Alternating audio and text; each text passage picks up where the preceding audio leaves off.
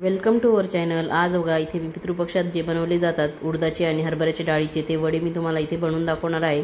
तर त्यासाठी इथे बघा मी 1 वाटी हरभऱ्याची डाळ आणि पाव वाटी उडदाची डाळ भिजत घातलेली आहे।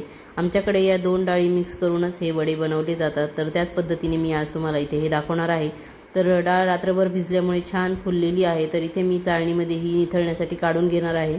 तर इथे हरभऱ्याची डाळ मी काढून घेणार आहे आणि त्यानंतर उडदाची डाळ देखील यावरच टाकून घेणार आहे। तर अशा पद्धतीने चाळणीवर आपण ही डाळ काढल्याने पाणी संपूर्णपणे निथळते। तर या डाळी मी रात्री भिजत घातल्या होत्या, पण आता परत एकदा स्वच्छ पाण्याने चाळणीमध्येच या डाळी मी धुवून घेणार आहे। तर इथे बघा मी स्वच्छ पाणी टाकून या डाळी या चाळणीवर धुवून घेणार आहे। तर अशा पद्धतीने एकदम सोप्या पद्धतीने मी हे वडे तुम्हाला बनवून दाखवणार आहे। तर रेसिपी एकदम साधी सोपीच आहे। तर ती रेसिपी तुम्हाला जर बघायची असेल तर व्हिडिओ शेवटपर्यंत बघा, कुठेही स्किप करू नका। आणि माझ्या पद्धतीने बनवायचं असेल तर नक्की ट्राय करून बघा आणि कसे झाले ते मला सांगा।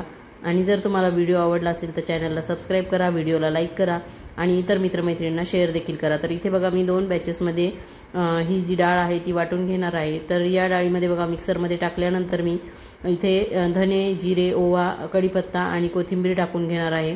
तुमच्याकडे जर लसण चालत असेल तर तुम्ही लसण देखील इथे घालू शकतात, पण आमच्याकडे नैवेद्याला वाढायचं असल्यामुळे लसण आम्ही घालत नाही, त्यामुळे मी इथे टाकणार नाहीये।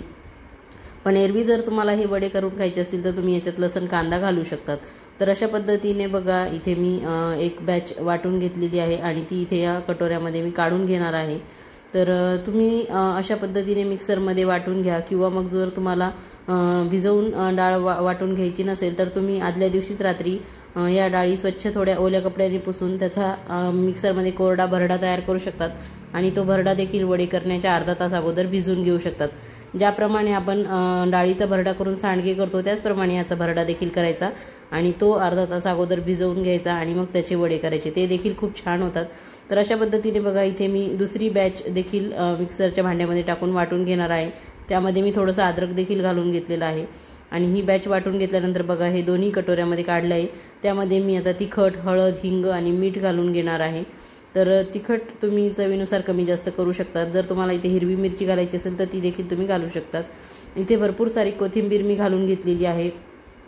त्यानंतर इथे आपल्याला हे पितृपक्षात करायचे आहे, त्यामुळे थोडेसे तीळ घालणं आवश्यक आहे आणि असे देखील तुम्ही घालू शकता, छान लागतात ते तीळ ह्या वड्यांमध्ये।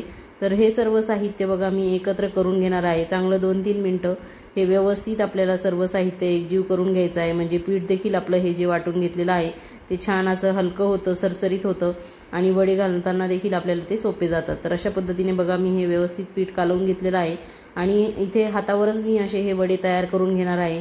तुम्हाला जर असे हातावर जमत नसतील तर तुम्ही एखाद्या पॉलिथिन बॅगवर हे वडे थोडेसे थापून घेऊन त्यामध्ये थोडंसं मध्यभागी एक छिद्र पाडून घ्यायचं आहे, व्यवस्थित सेट करून गोल वडा असा करून घ्यायचा आहे।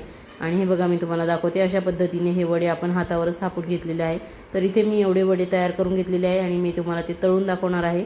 तर अशा पद्धतीने कढईमध्ये तेल तापत ठेवलेलं आहे आणि मोठ्या आचेवरच आपल्याला हे वडे तळून घ्यायचे आहेत आणि सुरुवातीला आच मोठीच ठेवायची आहे। व्यवस्थित ते सेट झाले की मग आपल्याला हे झाऱ्याच्या साहाय्याने पलटवून घ्यायचे आहेत।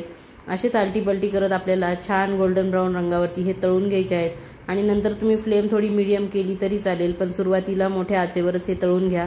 तर अशा पद्धतीने एकदा दोनदा छान आलटी पलटी करून मस्त आपण हे वडे खरपूस तळून घेणार आहोत गोल्डन ब्राऊन रंगावरती। तर एकदम खुसखुशीत मस्त असे हे वडे लागतात, वरतून कुरकुरीत आणि आतून खुसखुशीत असे हे वडे तयार होतात। तर अशा पद्धतीने आपले हे वडे तयार आहेत। तर नक्की माझ्या पद्धतीने ट्राय करून बघा, एकदम साधी सोपी पद्धत आहे आणि केल्यावरती कसे झाले ते मला कमेंट करून सांगा। थँक्यू, धन्यवाद।